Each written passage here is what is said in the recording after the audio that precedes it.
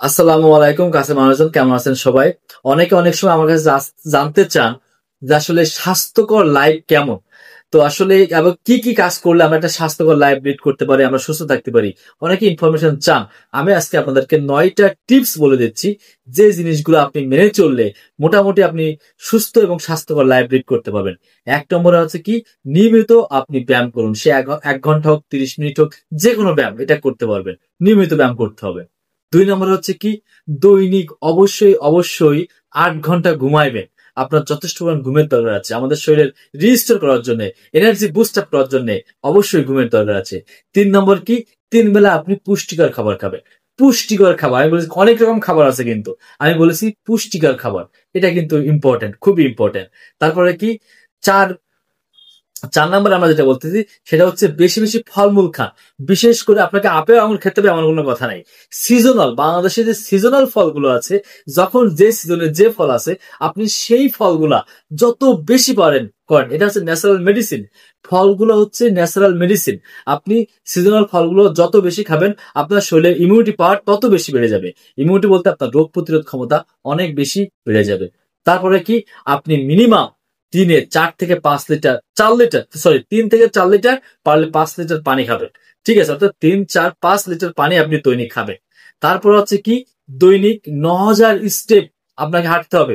অর্থাৎ আপনার হাঁটার শরীরের অ্যাক্টিভিটি থাকতে হবে মিনিমাম 9,000 স্টেপ। আপনি সারাদিনের ভিতরে 9,000 স্টেপ হাঁটাহাঁটি করবেন। সেটা আপনি দৌড়ে করতে পারেন, হেঁটে করতে পারেন, যেভাবে করতে পারেন। 9,000 স্টেপ আপনাকে কিন্তু হাঁটতে হবে। এটা একটা স্বাস্থ্যকর লাইফ।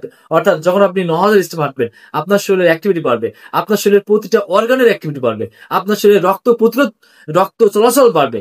আপনার শরীরে যদি রক্ত চলাচল বাড়ে, তাহলে আপনার শরীরের বিভিন্ন জায়গায় যদি টুকটাক কোনো সমস্যা তৈরি হতে চায়, সেগুলো কিন্তু আপনার এটা থেকে অনেকটা রিকভার করার সম্ভাবনা থাকে। তারপর হচ্ছে কি, বলি মাত্র 10টা মিনিট মেডিটেশন করুন। অনলি 10টা মিনিট চুপচাপ বসে থাকুন। মেডিটেশনের নিয়ম কানুন আমি বলতেছি না, অনেক রকম মেডিটেশন আছে। আপনার ইউটিউব দেখতে পারেন, বিভিন্ন রকম মানে কারো কাছ থেকে জানতে পারেন, শিখতে পারেন। মেডিটেশন, মেডিটেশন বলতে কি, আপনার আত্মকেন্দ্রিক। আপনি নিশ্চুপ ভাবে আপনার মাথাটাকে সম্পূর্ণ কেন্দ্রীভূত করুন, আপনার চিন্তাকে কেন্দ্রীভূত করুন, একীভূত করুন। একটা চিন্তায় এক জায়গায় নিয়ে আপনি নিজেকে একটু সময় দেন, এটাকে বলা হচ্ছে মেডিটেশন।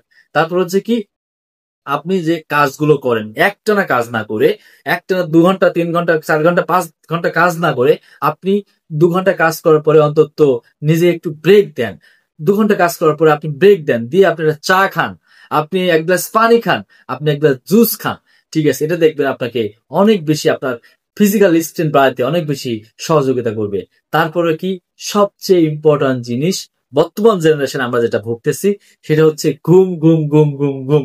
ঘুমের 2 ঘন্টা আগে মোবাইল রিমুভ করুন।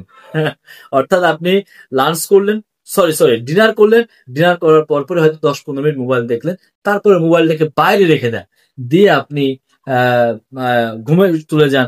ঘুম না আসলে আপনি বিভিন্ন, আমরা যারা মুসলমান মানুষ আছি, যারা বিভিন্ন রকম আমল আছে টুকটাক, এগুলো করতে পারেন। তারপর যারা অন্য ধর্মাবলম্বী আছে, তাদের ধর্মীয় চিন্তা ভাবনা করতে পারেন। অর্থাৎ ঘুমানোর 2 ঘন্টা আগে আপনাকে মোবাইল থেকে ডিটাচড হতে হবে। এই যে 9টা পয়েন্ট আমি আপনাদেরকে বললাম, এগুলো একটু মেনে চলুন, দেখবেন কি আমূল পরিবর্তন পান আপনার শরীরের মাঝে, আপনার নিজস্ব জীবনের মাঝে কি পরিমাণ আমূল পরিবর্তন পান। সো সবাই ভালো থাকুন, আমার জন্য দোয়া করবেন। আর নেক্সট একটা টপিক আমি আলোচনা করতে যাচ্ছি, সেটা হচ্ছে ভ্যাকসিন নিয়ে। বিভিন্ন প্রাণী কামড়ালে, ইনশাল্লাহ এই ভিডিওটা আগামীকাল রাতে আসবে। আল্লাহ হাফেজ।